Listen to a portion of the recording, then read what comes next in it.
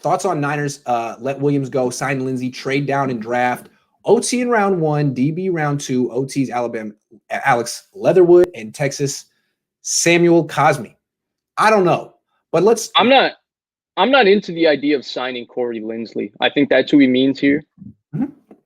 Yeah, I'm Why not not? into that. I mean, Packers offensive linemen have been overrated because they have a great culture of drafting and developing offensive linemen for years. Their center before Corey Linsley is J.C. Treader, who is one of the better centers in the NFL for the Cleveland Browns.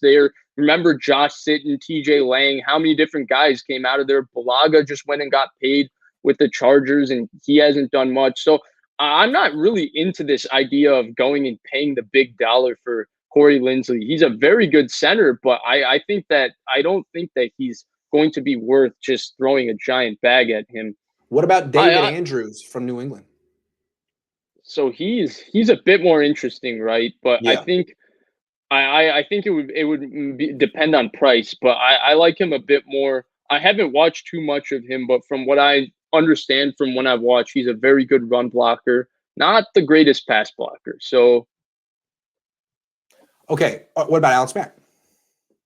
Yeah, that's the one I like. I mean, Alex Mack is very proven. I've compared it many a time to the Los Angeles Rams signing Hall of Fame type center John Sullivan in 2018. If you remember, or 20, yeah, it was for McVay's 2017, McVay's first year when they signed Whitworth and Sullivan. It changed Goff. It changed their offensive line. Similarly, I think Alex Mack could do similar things for the 49ers. Yeah, let's change the discussion and frame it this way. If the Niners re-sign Trent Williams, which is starting to look murky, dicey, but let's say, dicey. But I don't know. But let's say they get him. If they sign Trent Williams, that is a large. They'll have to get creative with their cap space to do it. And I don't know how many more starters in the offensive line you can sign after that. So where I'm coming from, and I'm not trying to tell you what to think. I'm more asking where you're coming from, but hear me out. I feel like better, instead of spending all your money on one excellent offensive lineman, it's still a unit of 5 that has to work together. Maybe spread that money out on multiple starters, because as excellent as Trent Williams is, I'm not saying he's overrated. As excellent as he is, this group still got 3 quarterbacks hurt last year. I mean, it still stunk. You can find a lot of offensive lines with one good left tackle who don't get the job done. What do you think? Yeah, I don't think it's nuts, because all you're really losing for Trent Williams then is a 5th-round pick, because if he signs somewhere else, you're getting the 3rd-round comp anyway. So that 3rd-round pick is going to cancel itself out. So do I think it's nuts from that standpoint?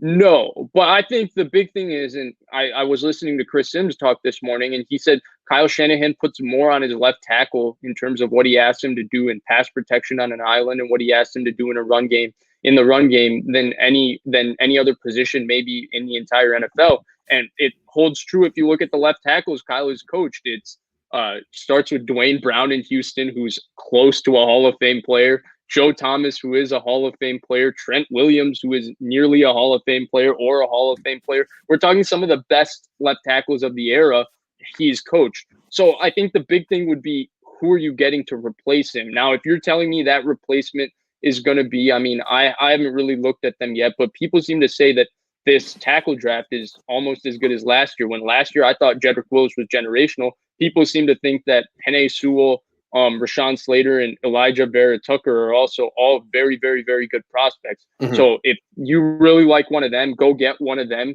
and get Mac and do it like that, then sure, I'd be all in for it, because you're really not losing that much from Trent Williams walking, because that 3rd-round pick you're going to get back, because he's going to get a huge amount of money on the open market. Yeah. So, 10-year player. Oh. Yeah. So he was drafted in 2010. My bad. For some reason, I thought he was drafted in 2012. Oh. So you lose a 3rd-round pick. It's not exactly the same. So yeah, that's not the same. Okay, that changes my entire line of thinking then. For some reason, I thought Trent Williams was drafted in 2012. My bad. I'm sorry about that. So then I think you got to do what you got to do to bring him back, because it's tough to swallow. Yeah.